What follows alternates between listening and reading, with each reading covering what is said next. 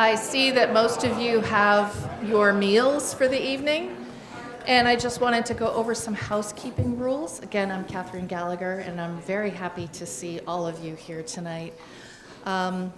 There, you will see some index cards at your table, and those are for you to write down questions, comments, thoughts, anything that you have for anyone here that we won't be able to answer during our business meeting, because that is strictly article after article. And I know that some of you have questions. So please write them down, and at the end of the evening, we will collect them, and we will do a mass sort of response to the community. Second thing I'd like to say is that we are so fortunate to have some students with us tonight, and they are, for the most part, students who have gone through our system, K-12, and there's nothing more powerful than hearing from students and hearing their stories. So we have 4 who have agreed to talk about their experiences. If there are others who would like to share in this room, you are more than welcome to do that. So we have Ruby Contos, Calvin Adams, Liam Boisvert, and Joey Orost. And I invite all of them to stand up and talk about their experiences. Why don't we all go down the list? Ruby, can we start with you? Of course. Thank you. Hi, my name's Ruby Contos. I'm a 10th grader here at Lamoille. I've been with the Lamoille North Supervisory Union for my entire school life, I should say, and it's been nothing but an amazing experience so far. And I've never not had a teacher or a person in the school system who I didn't trust to come to with issues or problems. There's a plethora of teachers that I have now that I'm very close to and I feel very supported by in just recent years and months. And even in middle school, going through the trials of that developmental stage, I had a great support system of the staff, and it was just truly great. And we have an amazing athletics department who has been nothing but encouraging to me when I wanted to get into sports that I'd never really been in my life. And I'm really grateful for the teachers and staff here because, once again, nothing but just complete support and trust and good intentions for the students and for their futures. And I think it's really great that we have the type of system and team that would create clubs and groups of people who want to be active, who want to have unique experiences in their lives that could help advance their future into college or anything that comes along. And truly just grateful for those people. And also the student body is absolutely incredible. Lots of insanely talented and passionate peers who I am very, very proud to be close to, friends with, even just faces in the hallway. Yeah, truly, it's been an amazing experience, and I'm sure the next 2 years will be just as great as well. So thank you.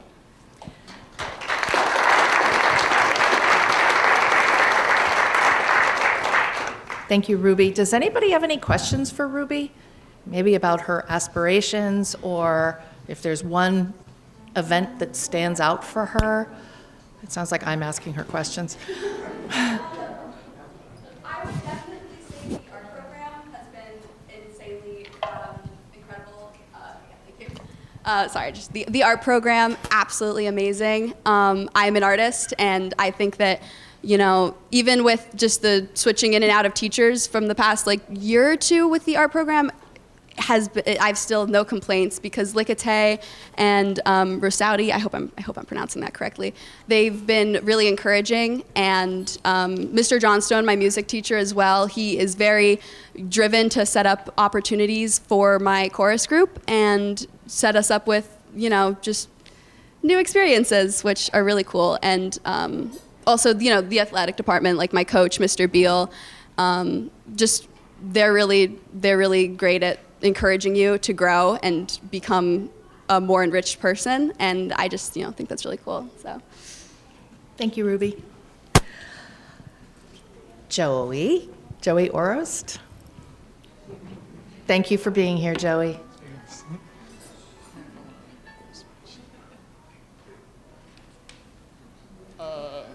My name is Joseph Forrest. I'm a junior here at Lamoille Union High School, and I've been in the I went to elementary school in Johnson, middle school here as well. And when I think about how education has impacted me and my life, I think about the variety of courses and the opportunities that were presented through the school system, and just the variety of courses, really. Like, there's so many opportunities to expand your interests and explore your interests through the courses that are offered, even before high school. In middle school, we went through a variety of different topics just in the basic subjects. I've learned current events, U.S. history, physics, algebra, earth science, all just from elementary and middle school before even being able to select my courses in high school. And through course selection in high school, I've been able to explore my interests through the classes that I've taken. Like, I've been interested in aviation my entire life, so I took a physics class this year to learn all about physics and to see if I really enjoyed the math behind the job of flying planes. And now I know that I really like physics and can explore that opportunity further. And I took the financial independence class. Now I'll know what I will be doing after high school, more of an idea at least, how to do taxes and things. Yeah, and through social studies, I really excelled in social study classes my freshman year, and I was able to take the AP Human Geography course and take the AP test to get a college credit through social studies, and I learned a whole lot through that class, thanks to Mrs. Sarah Reed, who is now on sabbatical, learning about human slavery, modern slavery. And yeah, just when I think about how education has impacted me, it's about the variety of things that I've learned and the opportunity to expand and explore all of my interests. Yeah. Thank you so much, Joey.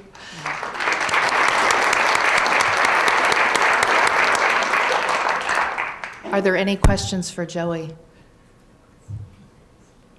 We have such articulate speakers. I am in admiration of both of you. Okay. Liam Boisvert. Thanks for coming, Liam. Hello, everybody. My name is Liam, and I am very glad to be discussing the topic of the school staff system here in this district. Throughout my elementary and middle school, things were pretty steady. I did have some issues, but I was able to talk with staff members like my counselors throughout those days and managed to be able to get through them even with my difficulties. And throughout my freshman year, I did have a pretty rough start because of a variety of personal issues.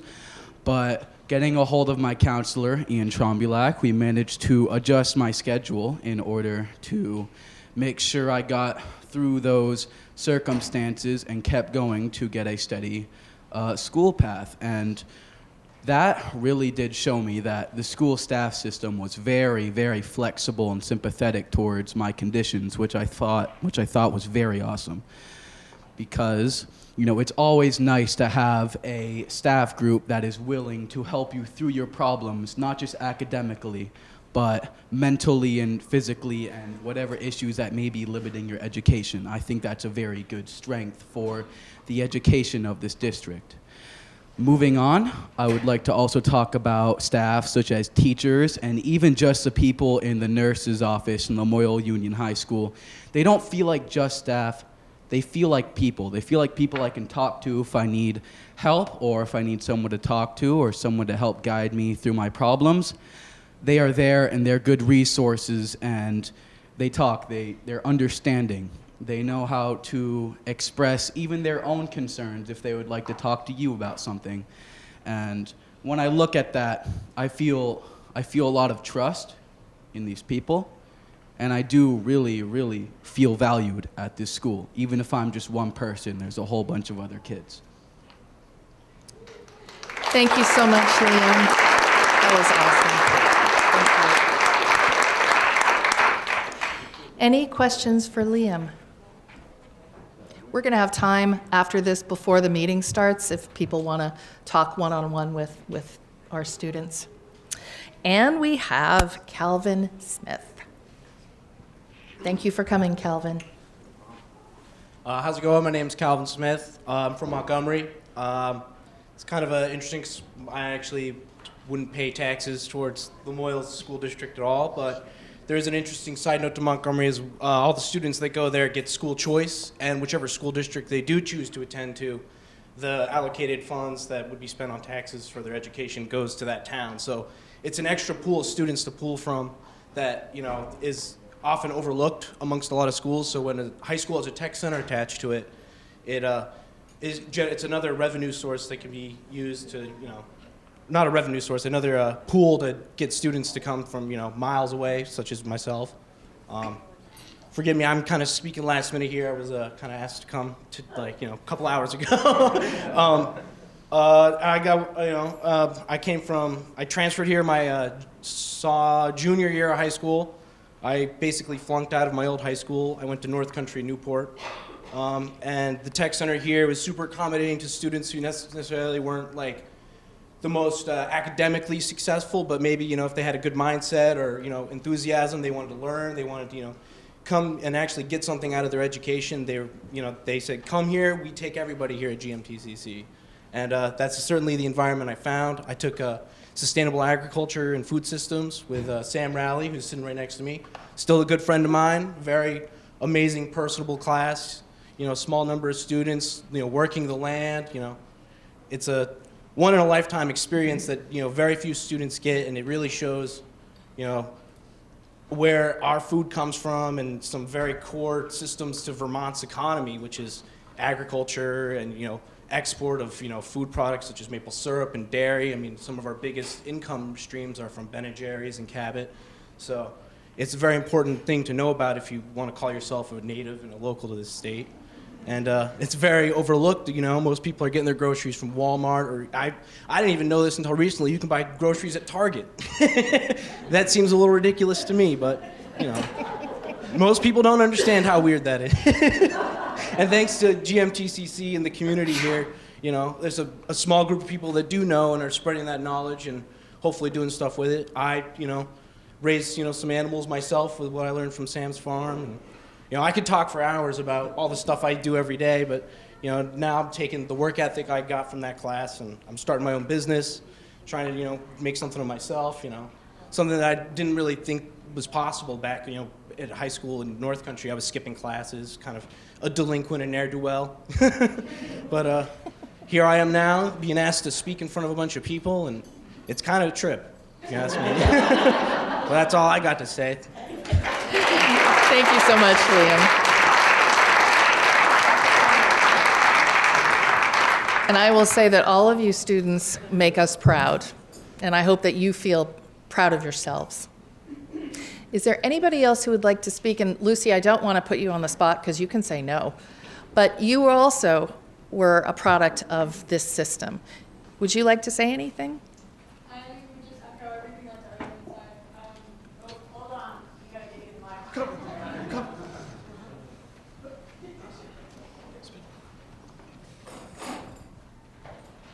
I would just really echo everything that's already been said. The staff here is amazing. There are amazing opportunities from in the classroom to out on the sports fields. So thank you to everybody in this room for supporting our school system, our students, and our community. Thank you, Lucy.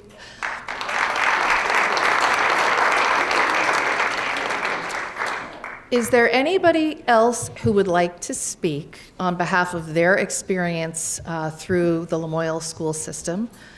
You can, you don't need to.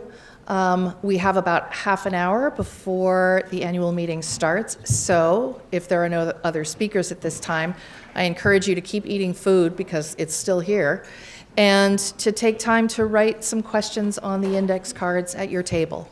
And we will circulate and talk to all of you. Thank you. I love that alarm that just went off. So in case, for those of you who don't know me, I'm Mark Nielsen. The folks that are on the board know me as the chairman of the board, so that's my capacity. One of the things that the board loves to see is all you folks come out. So Last year, the crowd wasn't quite as big, but we welcome you all wholeheartedly being here, and thank you very much for coming.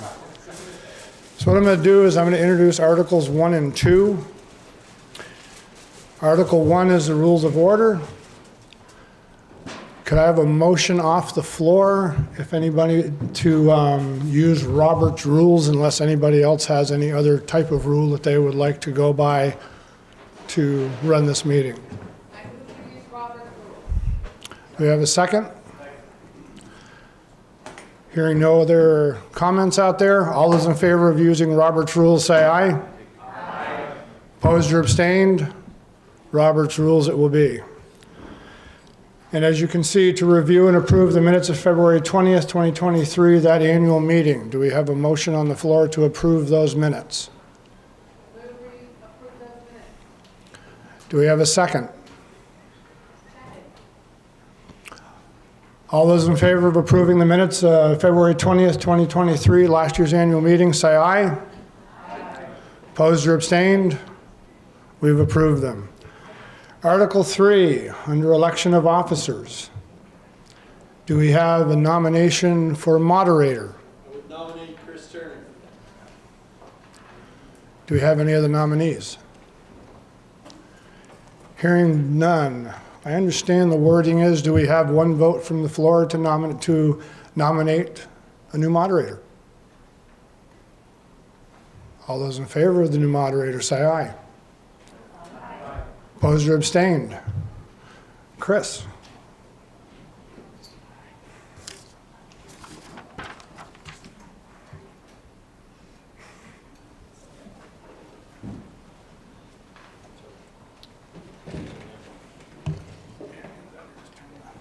All right. So I guess introduction is in order. I'm Chris Turner. I'm a dad of 3 children in our school district. I live in Johnson.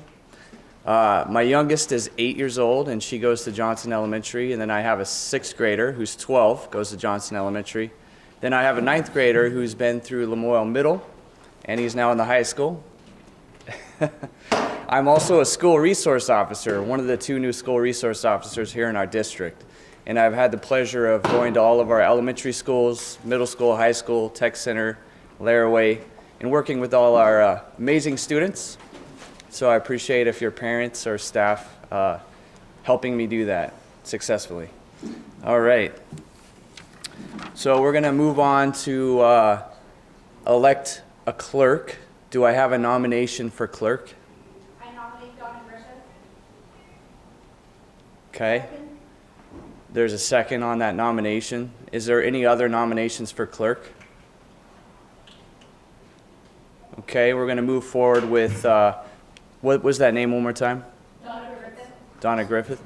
And do we have, all in favor say aye? Aye. And opposed say nay? All right, we have a nomination for, we have a clerk. I'm going to move forward and do I have a nomination for treasurer? I'll nominate Kim Bolton. Kim Moulton. Do we have a second? Are there any other nominations? I'll nominate Jessica. Can you say that name? Chastity Phelan? Phelan. Okay. Do we have a second for that nomination? Second. Okay, do we have any other nominations? Okay, we're going to go ahead and take this vote to a paper ballot. Do you all have papers at your table? I'm going to pass them out. All right, we're going to pass out papers. You can cast your vote. Those names one more time, if you could say them loudly for me. What was the first nomination? Kim Bolton. Kim Moulton? Uh-huh. Okay, and Second is Chastity Fan. Chastity Fan. Okay. Can I move that we vote by just using initials so that we don't have any confusion? So say 2 people's names and just have to write down the 2 initials. Okay, we have a motion to use initials instead of full names for voting. Do we have a second?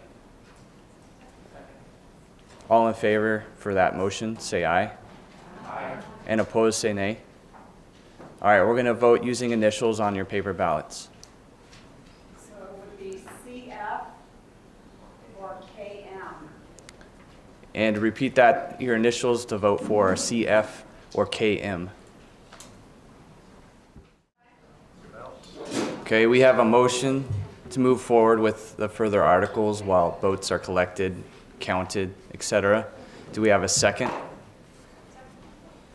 All in favor of that, say aye. And opposed, say nay. All right, we'll go ahead and continue to mark our votes, fold them up, and we'll collect them. We'll count those votes and we'll move on. So we're moving on to Article 4. And this is going to discuss the compensation for officers and directors. On the left, you can see the positions of clerk, treasury, board chair, and directors. You can see to the column just to the right of that, our current fiscal year 24, their current compensation. Just to the right of that, the proposed compensation. The only difference being board chair and directors is raised by $100 a year. Otherwise, proposed is the same. So I'm gonna raise the clerk. And if you have any questions, let me know on any of these positions or, yes? So I'm clerk right now, and I would like to propose a change to that. In the past, up until a couple of years ago, there was another part of the compensation. If there was an additional vote that year, it was an additional $150 for each vote. Most of the time, it's just a single vote, but every once in a while, there might need to be a second one, and it just makes sense to have more compensation if there's a second vote. So it used to be, in addition to that compensation, $150 for any additional vote after town meeting day. And I would just ask that somebody approve that again this year.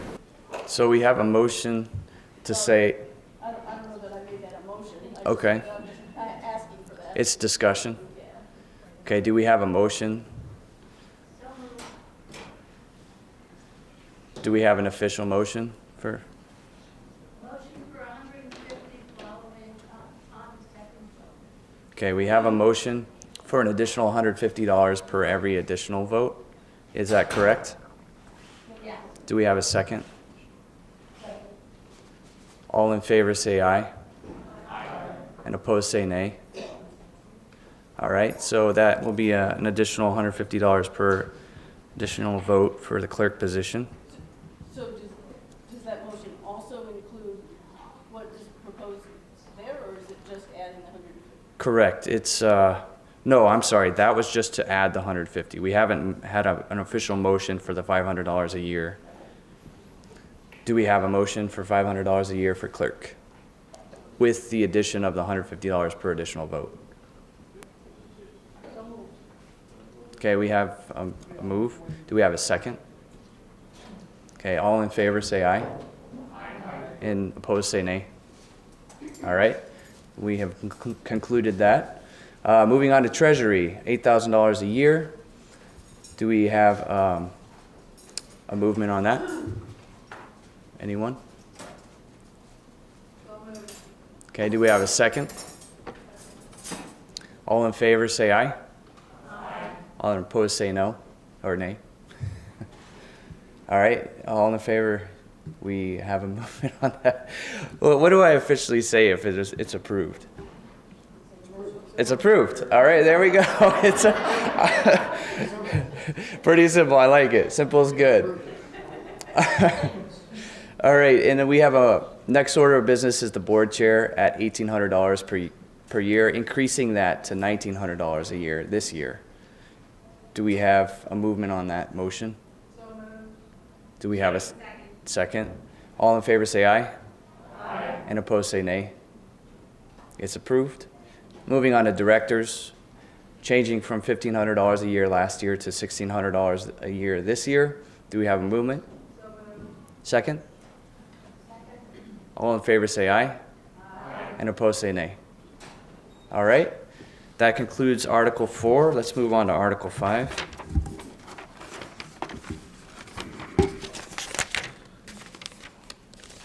Okay, so for this article, I'm going to invite our Superintendent, Catherine Gallagher, and our Business Manager, Deb Clark of Lamoille North, to speak on this article.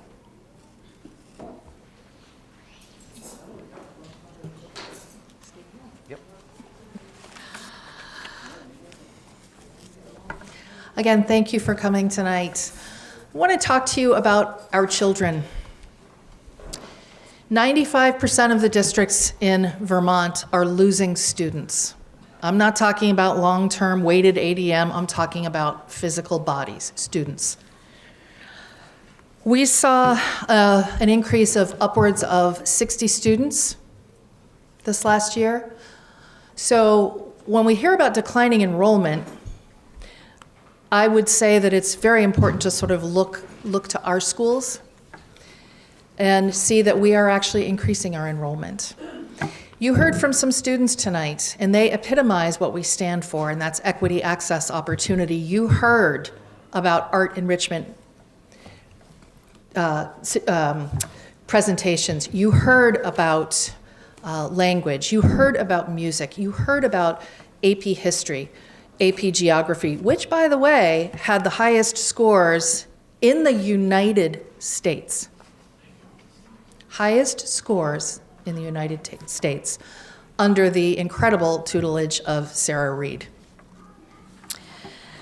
So we have 3 strategic goals for this district: academic rigor, health and wellness, student engagement. I want to talk to you about those. We have, under the direction of Val Sullivan, our esteemed curriculum director, have an aligned curriculum. It's fluid. It's taken a lot of work by many, many, many stakeholders. We have an aligned curriculum so that it does not matter where students feed in to our middle and high school. Everyone is learning the same thing. It's not that teachers are teaching it the same way. That is the creative flexibility that teachers are afforded. But they come to us learning the same things. So it's a one way to level the playing field. That's one way to talk about equity. We have new assessments that go along with our new aligned curriculum. It's in its first year, and students' performance is measured fall, winter, and spring. When you look at health and safety, I want to talk to you about what safety really means. And I'm going to start with the 1% of safety concerns that all schools, communities should have. The 1% has to do with physical safety. We have approved plans by the Agency of Education for every single one of our schools. We have district teams, we have school teams. I am a trained person in behavioral threat assessments. We have trained our district teams on how to do those assessments. We have 2 school resource officers who are community members. One of them has 3 children in this district, Chris Turner and Elsa Turner's children. They know the community, they know the families.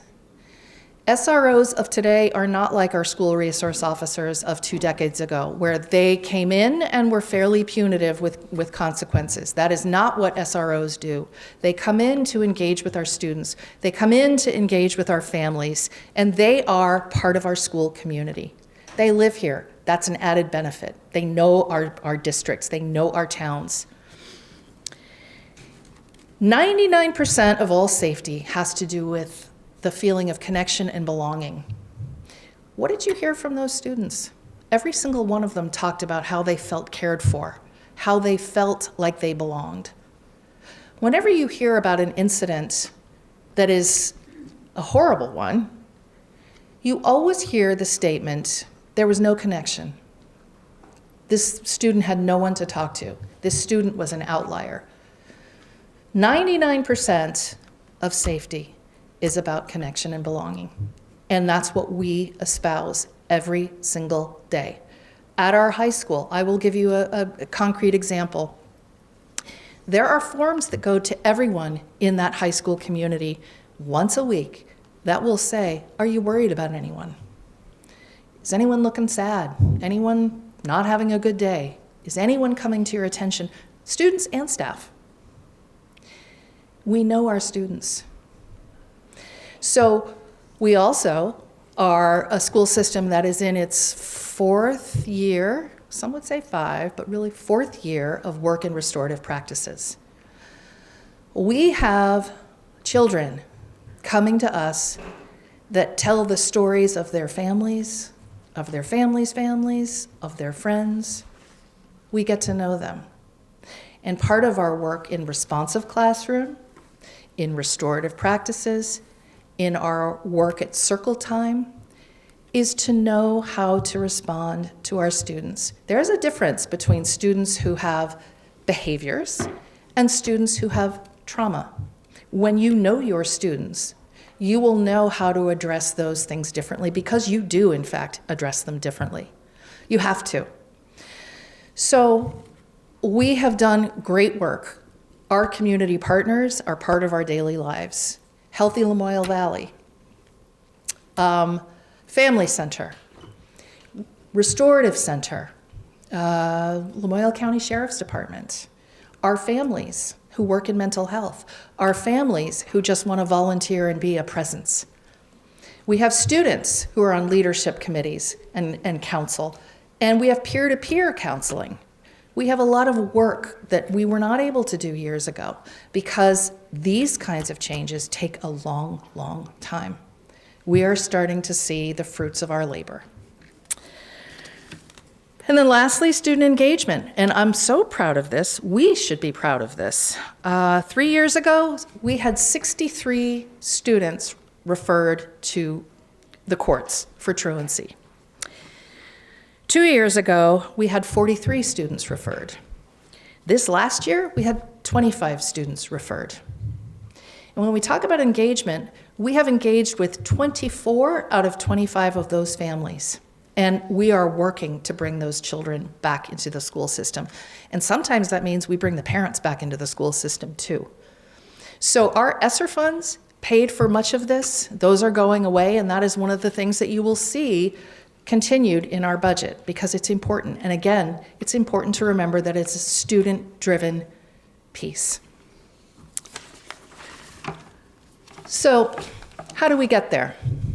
Professional development for our staff. I mentioned we have a new assessment tool. Val Sullivan has taken all of our teachers through that tool. Leadership.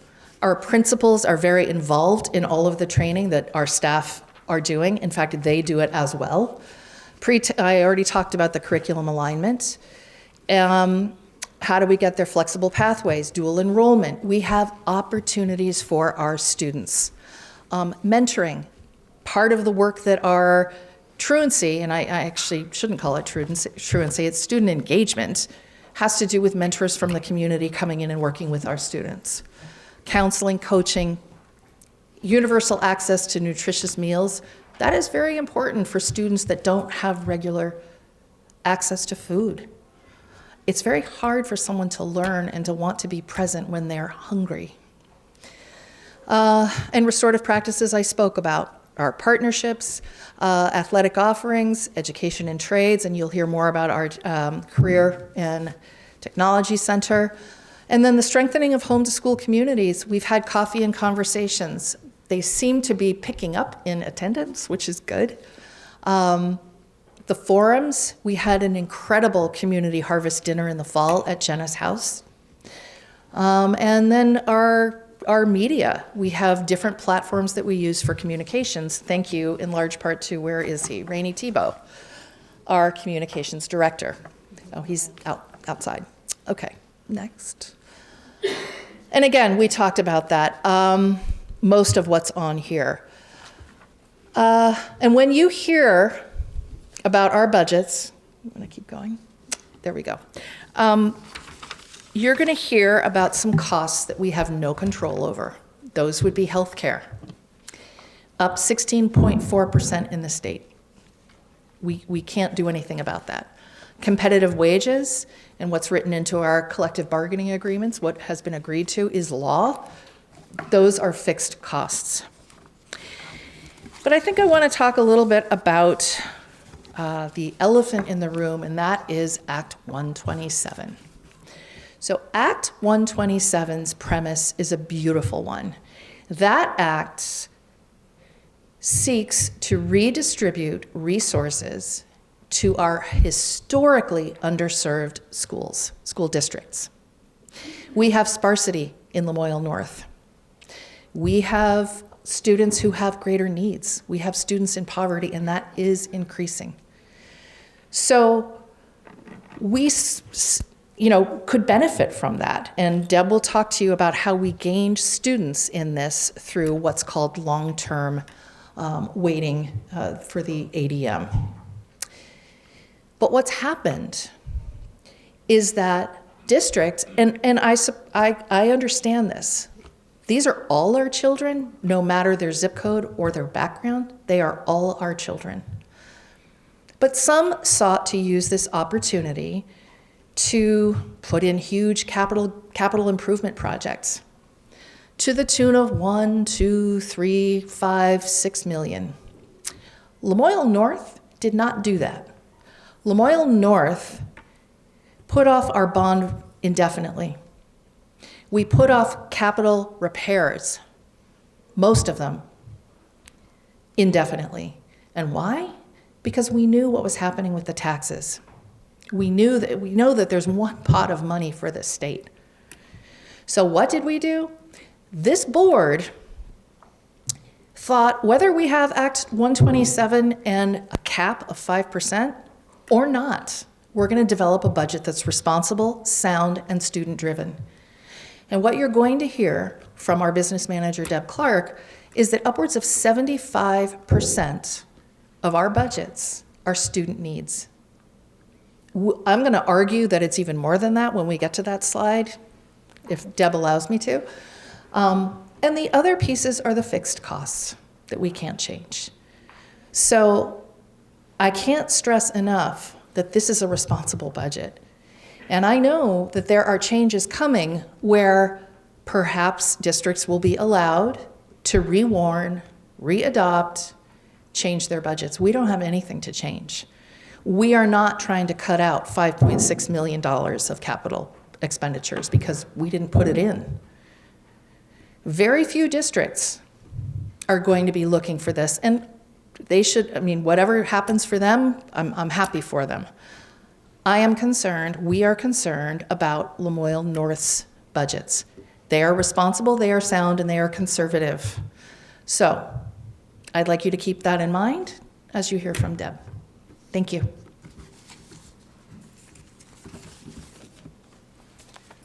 Thank you, Kat. So in a nutshell, the bullets have been up here. Act 127, Kat talked about the intention of Act 127 is basically to spread the resources, the statewide resources, to historically underserved districts or populations. But to do that, it changed the way students were counted for purposes of education spending. From an equalized pupil, and many of you in the room will remember discussions about equalized pupils, to a long-term weighted average daily membership. That is a 2-year count for a certain period of time in the fall, and then they weight it. They weight it for such things as poverty that Kat mentioned, sparsity, meaning districts with very few people in a wide geographic range, English language learners, and they updated the grade level weights. They built in a limit on the increase per student spending of 10%. They said, well, you've got all these new students, but don't go over 10%. Keep it under a 10% increase per student. They also, I lost my place, spending per equalized people. Yeah. Oh, the AOE also restated our 24 current year equalized pupil spending to a long-term weighted average daily membership spending. So the boards could compare, this is what we spent in 24 for students, this is what we're looking to spend in 25 per students. Districts exceeding the 10% increase in per pupil spending would be subject to a tax review. Districts keeping it under the 10% would be eligible for a cap of no more than a 5% increase in their district tax rate. So there's this sweet place where you're eligible to bring resources into your district, needed resources into your district, but not too much. And if you do it the right way, you get to benefit from this 5% increase in district taxes. They're not going to go up more than 5%. Well, as Kat talked about, some districts gained huge numbers of students and said, well, this is an opportunity to spend millions of dollars on capital projects we've longed to do, and keep our increase to no more than 5%, our tax rate increase to no more than 5%. That was a surprise to the finances at the state level. To keep all those budgets at a 5% tax rate increase with the growth in expenditures would have blown the state out of the water, quite frankly. So they have been working very hard, and there's a lot of support for this, to make an amendment to Act 127. It is still in the legislature and working its way through. There's a lot of support to see it change. There's a lot of news and chatter about this, and it's causing quite a bit of confusion, including whether we're going to postpone our vote or should postpone our vote. And as Kat mentioned, our boards worked diligently with all the stakeholders to develop reasonable, necessary budgets to benefit the students. As we'll see, 3/4 of the budgets are student-centric. So these proposed changes would eliminate that 10% growth in spending per long-term weighted ADM.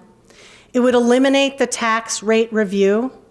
It would replace the 5% district tax rate increase cap with a 5-year tapered tax rate discount for disadvantaged districts. They've identified about 39 districts across the state that have lost a relative percentage of ADM before they're weighted. And basically meaning they've lost a percentage of the pie, the statewide pie. And they will allow districts, if they feel it's important and appropriate, to postpone an already warned budget as long as the postponed vote happens by April 15th. And those are, there's 3 districts that we know of nearby that are considering postponing because they thought they had an opportunity to make these investments over and beyond what their students and districts needed. The impact of this change, should it happen for Lamoille North, is the yield is estimated to increase. The yield is the number that is divided into the spending per pupil to get the district tax rate. So the yield would increase to 97.69 from the 94.52 reported on December 1 and used in our budget development. And the yield going up means the mused combined district rate would drop from a maximum of a 5% increase to a 2.65% increase. The key considerations during the budget process is administrators, our principals and their teams, developed their 25 budgets based on the needs of their schools. Budget drafts, economic factors, and new legislation was shared and reviewed by the Board Finance Committee throughout the process. The board met with stakeholders and listened to community inputs and concerns in determining their budgets. These budgets continue vital pandemic recovery work being provided in our schools today, absorbs general economic pressures driving costs up, the healthcare that Kat was talking about, heating, fuel, equipment, all of that is just driving costs up. Supports a move to competitive wages so we can start to attract and retain talent that improves our schools for our students. It holds the growth in the district tax rate to no more than 5%. And it applies at least 3/4 of all resources to the instruction to student services. Finally, it would take, this is a note that I think is important for everyone to understand. It would take almost a $2 million reduction in the budgets you'll see just to have zero impact on the district tax rate. And we're talking the rate before we get to the common level of appraisal. With this in mind, our boards have strategically and reasonably, under the intent of Act 127, utilize this one-time opportunity to garner some additional state education resources for our students in schools. The general factors in building the budget, it was forecast increased education spending statewide of 12%. The modified unified combined increase is 13%. Forecast growth in per student spending statewide was almost 13%. The modified unified is looking at 9%. The forecast average state-based property tax rate of $1.36 per hundred would be, for the mused is 1.3828. Sorry, my mouth gets very dry.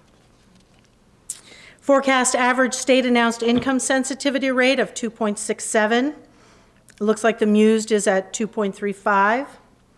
State property yield of 94.52, which when or if, I have to say if because I can't predict the legislature, but the changes go through, that number will go up, which will drive the district tax rate down. State income yield of 10,003, it was 15.9 for the current year. I don't know, that's a typo.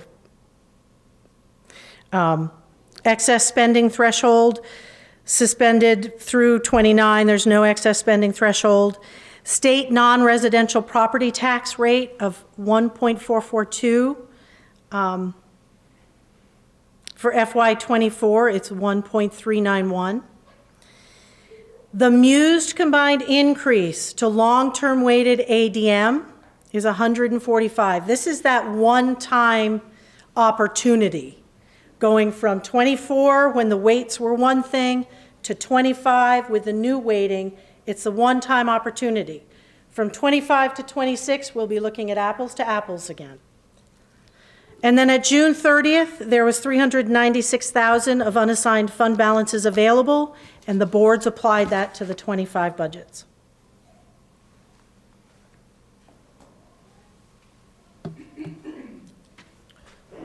All right, so do we need a motion on that or just move on to the next article? Okay, cool. All right, so we're gonna go ahead and move on to Article 6. And this is to receive from the Board of School Directors of said district its estimate of expenses of the Lamoille North Modified Union, grade schools, elementary schools for the ensuing year. And so for this, again, I'm going to invite the person who's already here, Deb Clark, to speak on this. So in a nutshell, I like to usually walk around, so if I'm swaying, just bear with me. In a nutshell, our expenses have gone up 7.67%, and that's after the grant changes. You'll see that we're losing some grant monies. Some of those are being moved into the general fund. Those are those ESSER funds that are supporting necessary work that's being done this year. Overall expenses going up 7.67% at the elementary. Revenues declining 43%. Now, these are the revenues that are not the state education spending. These are our local revenues. Again, you'll see that the grant funds are the biggest loser there at about 55%. The next is the surplus is reduced about 17% from the prior year. There were some surpluses coming out of pandemic work that were great and high, and it was wonderful, but those are slowly waning off. This is where we can see that almost 75% of the change in the budget is direct instruction and student services. And then there's an argument made in administration, probably 75% of that is team leadership, instruction team leadership through our principals. After school programming, school nutrition, a major part of information technology is supporting our students in the classrooms and when they go home in order to take their devices, and then facilities and safety. Just another way of looking at it, the piece of pie, we're talking about a lot of pie this year. So before we move on, I'm also going to invite our Superintendent, Catherine Gallagher, to speak as well. Yep, I can go back. So I just want to point something out about this pie. You can argue that nutrition is a student service. You could argue that transportation is a student service. So when I say upwards of 75% of the budget being student-focused and driven, it's actually more than that, and I just wanted to point that out. Thank you. All right, we're going to go ahead and move on to Article 7, to receive from the Board of School Directors of said district its estimate of expenses of Lamoille North Modified Union, middle and high schools. So this is basically the same thing for middle and high schools. I'm going to invite Deb Clark to speak on it, and if Catherine Gallagher would also like to speak as well. Thank you. So before we go too far, were there any questions so far? Sorry, sometimes we go through these a little fast. Okay.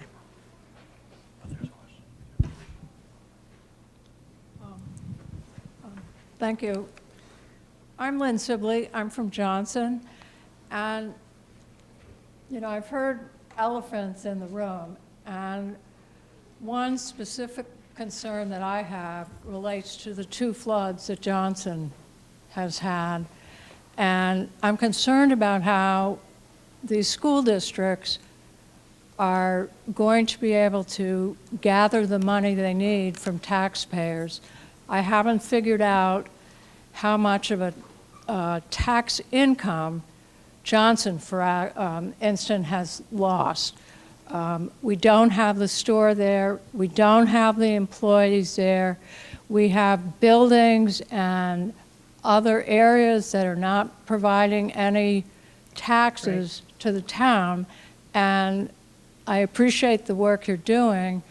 I'd just like it recognized that it's a really tough year for people facing taxes. And those considerations are exactly like Kat was saying, why the bond project was put on hold, indefinitely put on hold. Because what we need to focus on in these budgets, and the board decided what they wanted to focus on in these budgets, was student-driven services, instruction and student-driven services. And the tax rates will be addressed when we get to the end of them, because they are, the elementary school and the union school is then combined to generate a combined tax rate. Were there any other questions? Okay. So at the middle school, high school, we have about an 18.5% increase. Again, there's a huge loss of grant funding. At the secondary level, there tends to be less other grants. So the last few years, the ESSER or ARPA, which people are familiar with, grants, have covered quite a bit. Those, the investments that administrators found most vital have been shifted into the general fund, which is driving your 20% increase. Again, revenues, we see our local revenues decline every year. We're looking at a 54% decline, a majority of that being our grants and our prior year surplus.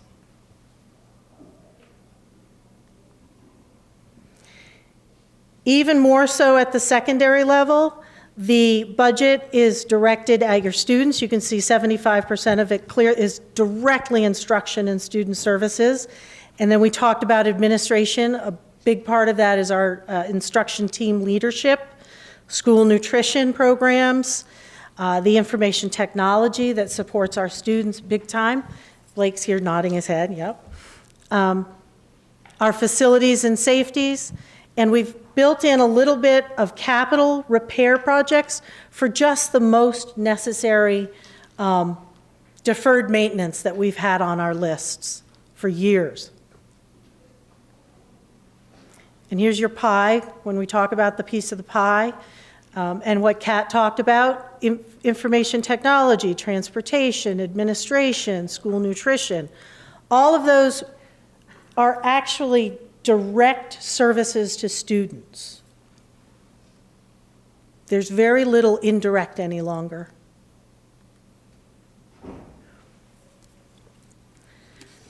So we take our elementary and our secondary, and we combine them to develop a tax rate. Are there any questions at this point on the budgets that have been presented? There'll be additional information at the information meeting. I hope to see some of you here next Monday. A plug for me next Monday. So the following estimated tax rates, you'll see it's an estimated increase in the pre-common level of appraisal of about 4.9 cents or $49 for a $100,000 property, or $73 for a $150,000 home. The increases to the student numbers under Act 127 has allowed the district to claim additional resources, pull down necessary resources from the statewide pot or pie with minimized impact on the base rate, the district rate. That's the only rate that the boards and the budget process has control over. In 23-24 tax year, over 69% of our modified unified homesteads will be paying education taxes based on income. If statewide budgets, we say this every year, if statewide budgets come in lower than they have currently been reported to the state, that yield could be adjusted upward even more, which would drive the district tax rate down further. Now, while the increases in student numbers, along with the increases in the yield, have minimized the impact on the base rate, sharp increases in property values continue to drive that common level of appraisal number down, which then changes our district rate into a tax rate, into a town tax rate.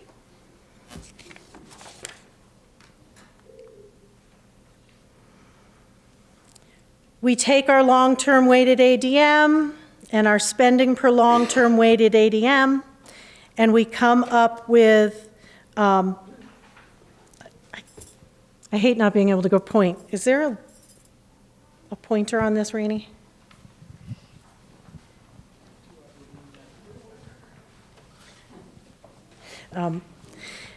We divide our spending per long-term weighted ADM by the yield, and right now what you're seeing is, okay, thank you. So what you're seeing is the yield at 94.52. That was the one that was reported in December. With all the chitter-chatter about changes to Act 127, it's bounced all over. This is a stable number, and as we saw, if those changes, when those changes go through, this number will go up. Being a denominator, it will drive the final result down. Being our tax rates for the elementary and secondary, we then allocate those out based on the percentage of students at the elementary and the percentage of mused students at the secondary. We combine them, and we come up with a 1.328 tax rate, which is $48.98 more than last year, or roughly $49 per 100,000 more, or $73 per $150,000 home, more than last year. This is the only change in your taxes that these budgets are causing. The rest is property values going up and other issues happening at the state level. Early in the process, and at December, the tax department and Ways and Means, and our legislators can correct us if I'm using the wrong terms, estimate state revenues other than property taxes that support education. Those estimates are slowly climbing up now, which will help lower, wrong button, which will help lower that yield again. If there's more other than property tax revenues coming into the education spending, they need to do less for property taxes. So this is now your town tax after we've applied the common levels of appraisal. Again, the base rate change of 3.67%. Because of our students, we don't need the 5% cap. And 69% of modified unified households pay based on income. Next year, if household incomes are less than $128,000, they're estimated to pay 2.35% of income instead of property tax. And the way that works is your property tax is still calculated. Sorry, I have to stay with it. Your property tax is still calculated over here, and then education tax based on income is calculated over there. And if this number is lower, you will get a credit on your property tax bill. So for a household of $60,000, their estimated education tax is about $1,400. A household of $110,000, their estimated tax is $2,585. At some point, the property tax might be less than the household income, so you pay based on property tax. But you can see how a 1.38 district rate can change drastically by town based on the common level of appraisal. Does anyone have questions about what the common level of appraisal does, what its actual function is?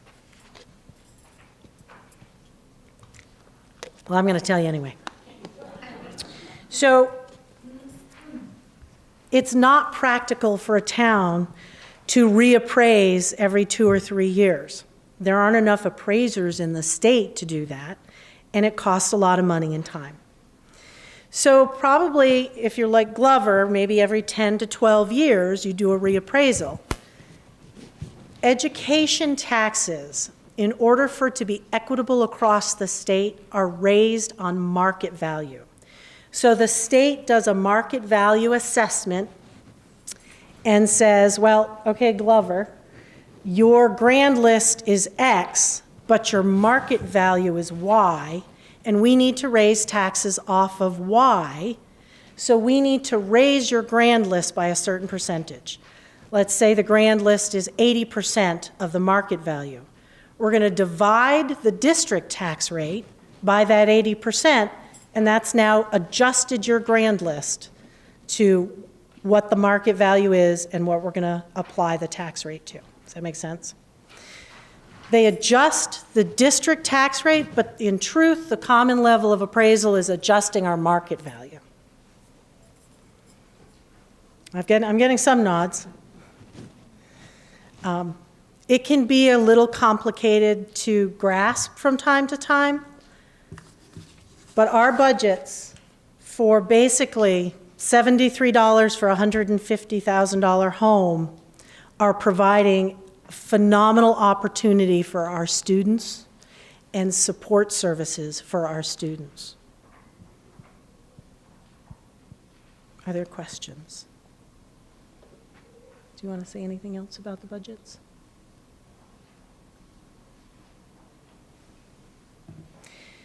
I'm here again next Monday. And you can always shoot questions to us. If you've got questions you're not sure about how to ask or whatever, put your name and your contact information on one of the cards. I'm happy to get back to you. Or if it's about anything else, our curriculum, our special support service, student services, transportation, put it on there. The appropriate person will get back to you. Thank you.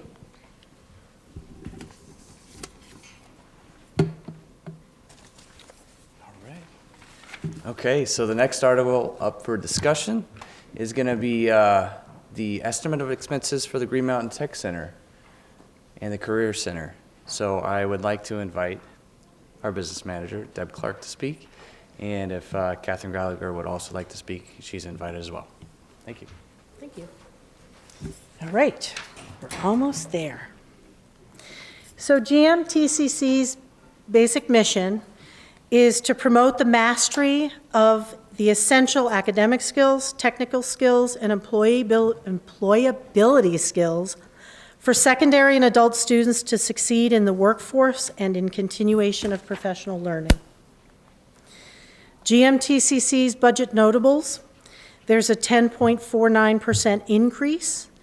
Basically, that's staff salaries as outlined in the master agreements and double-digit increases to health benefits, as well as increases to expenses by the reflective of current inflation rates on goods and services.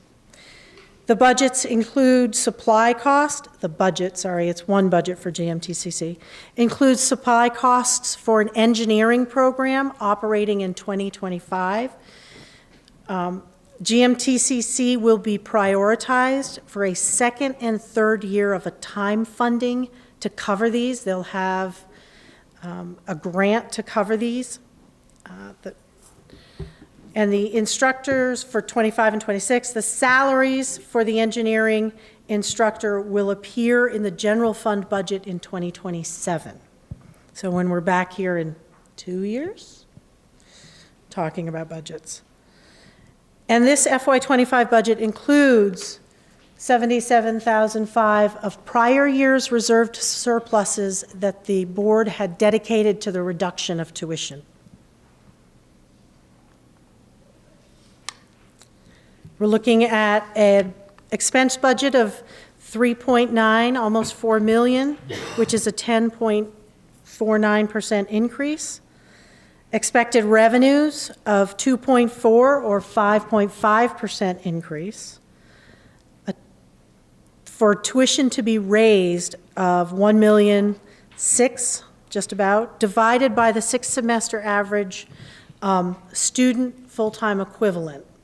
At tech centers, they take a 6th semester average, so that's going back to, if I'm correct, fall of 21. And then they say that's what you have to raise per student to meet your expenses. Tech center expenses and revenues do not hit the tax rate. It's all tuition driven. It flows into general high school budgets through tuition, but it does not directly change our district's tax rate. So we're looking at, for 2025, a per pupil sending tuition from our districts of $12,002, about a 21% increase.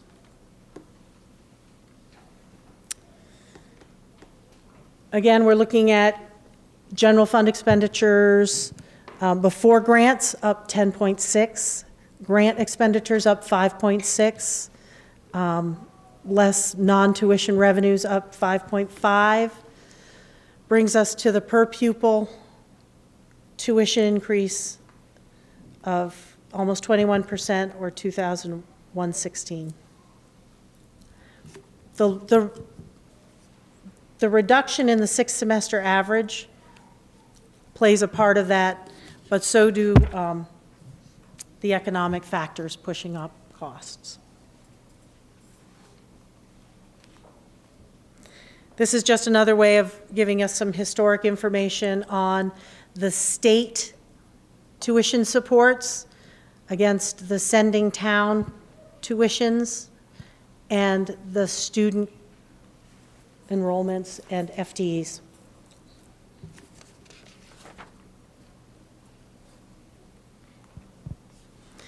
And Eric puts together for us the last several years of assessment. The per pupil tuition that sending districts pay is also known as the assessment. And we've seen it fluctuate quite a, oh, wrong button.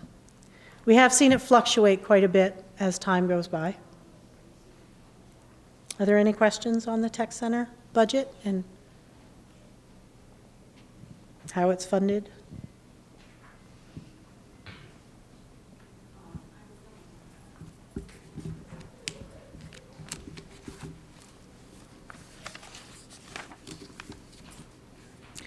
Oh, so you're going to go back. All right, so if you all remember, we took a motion to postpone counting, and we have to take a quick pause so she can verify the vote. So she's not taking notes and trying to count votes at the same time. She's very talented, but I don't know if that's possible.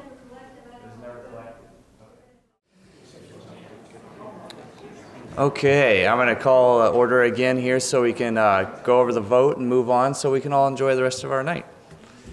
Okay, so again, coming back, this was a vote for the treasurer, and we had on the ballot or the vote was Chastity Fagnant. Fignant? I'm sorry. And then we had Kim Moulton as well. So there was 16 votes for Chastity, and there was 27 votes for Kim. So Kim has the vote, and she'll be the treasurer. Okay? All right, so we're going to move on to the last article. It's Article 9, and it's opening the floor. If there's any articles of business specifically to bring up, raise your hand if you have any. All right, I don't see any. So to conclude, I'm going to read this here real quick. This meeting is not adjourned. It is only recessed till March 5th of 24, Town Meeting Day, for the purpose of voting by Australian ballot at the usual polling places in the member towns on the following business, and meaning what we discussed today, and said ballots being brought to the Lamoille North Modified Union High School Library following the closing of the polls in the member towns, where they will be commingled for the towns of Belvedere, Cambridge, Eden, Hyde Park, Johnson, and Waterville, under the supervision of the clerk of the Lamoille North Modified Union School District, and counted. The legal voters of Lamoille North Modified Union School District are further warned and notified that a public informational hearing on the budget will be held on Monday, February 26th, and that's the meeting that Deb was talking about, at 6 p.m. at the Green Mountain Technology and Career Center, Community Education Center in Hyde Park. That's here. Just making sure everyone was following there. This is the legally required meeting within 10 days preceding the vote, so that way everyone's in the know on the budget. So I am going to go ahead and move for that recess. Or is there a motion for the recess? Okay, we have a movement. Do we have a second? Second. All in favor say aye. Aye. All opposed say nay. All right. Everyone have a wonderful night.